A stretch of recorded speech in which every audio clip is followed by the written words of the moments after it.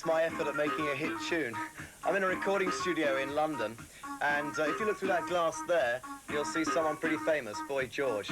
Now, the guy who's behind Boy George for all the production of his songs with Culture Club is Steve Levine. And Steve, if you can come and join us and join your computer here, which is some kind of technical wizardry, isn't it? Is it technology taking over the entire recording business now, then? It's definitely to realise things that they couldn't do before. This machine basically enables you to record sounds that you can hear. Any acoustic sound can be sampled into the machine and then played back on the keyboard. Can you demonstrate it? Or have you got something actually in its memory bank at the moment? Yes, well, I think we'll use Jimmy the Hoover as the example.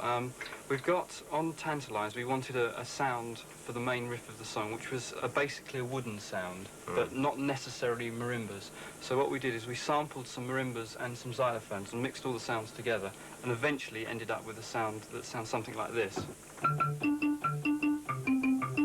Yes, I remember that sound. Yeah. So that was the sound that we used for that particular song. But this actually can hold up to 8 sounds at once. So by just pressing this here, you can, on that machine there, make that note do all sorts of different things. Yes, you can. Well, there's the Jimmy the Hoover sound there. Right. There's a vocal sound. Yeah. There's a bass sound. Oh, I've heard that on a lot of funk tracks at the moment. Yes, that sound is really recognisable, isn't it? There's another bass, and then you can even have drums on it. There's a snare drum or a bass drum. So you can have actually any sound that you want on it. Now, as you as a producer, I mean, you've got 3 artists that I've sort of seen your name associated with, which is David Grant, Jimmy the Hoover, and Culture Club.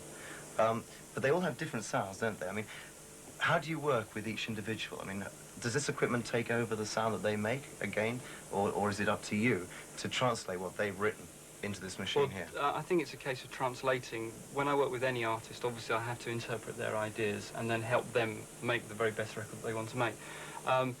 Those 3 examples actually have all different extremes. David Grant, for example, we use the machines quite heavily. With Jimmy the Hoover, we use it to create new sounds, and with Culture Club, it's very much an addition to the musicians of the band. So with David Grant, for example, we use this on the actual original recording, and also we use something called a Lindrum, which we use for the drum rhythms. Yeah. So I'll start to record a basic rhythm. I'll start with the bass drum. Then one can put on the snare.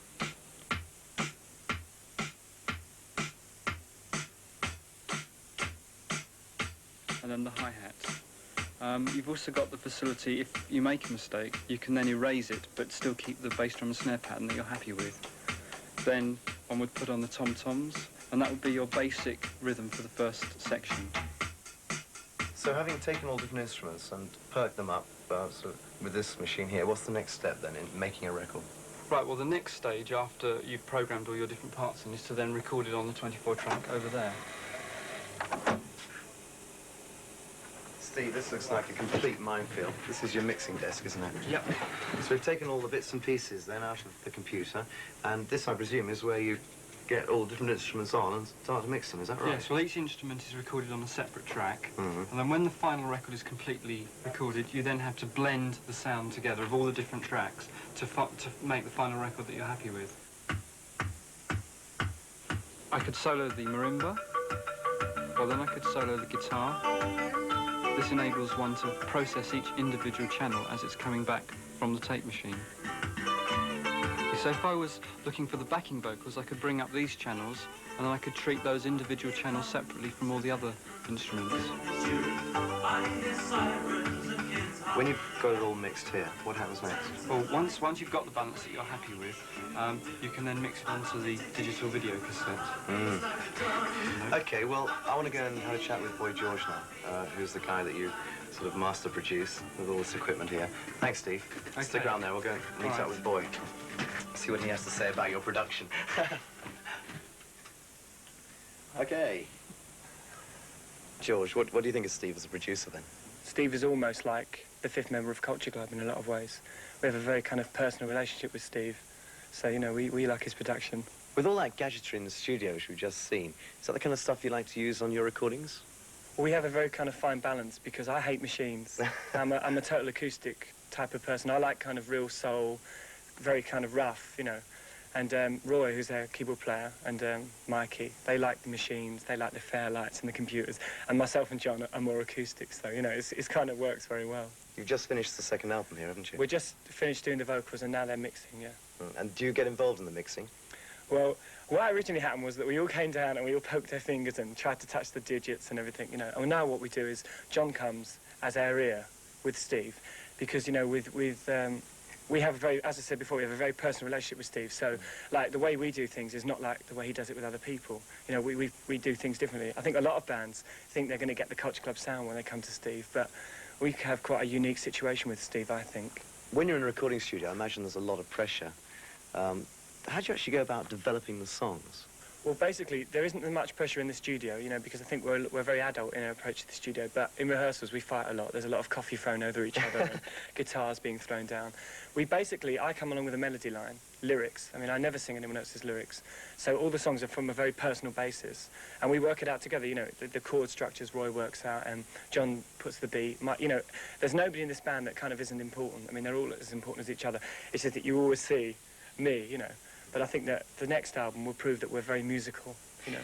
So who is the master in the studio? Is it the band Culture Club or is it the producer, Steve? Well, as I said earlier, you know, it's a very personal relationship, so we work together. It's not kind of, we're not those kind of bands, you know. We all want the same thing, you know. You get a lot of bands who kind of don't know what they want, so the producer has to take over.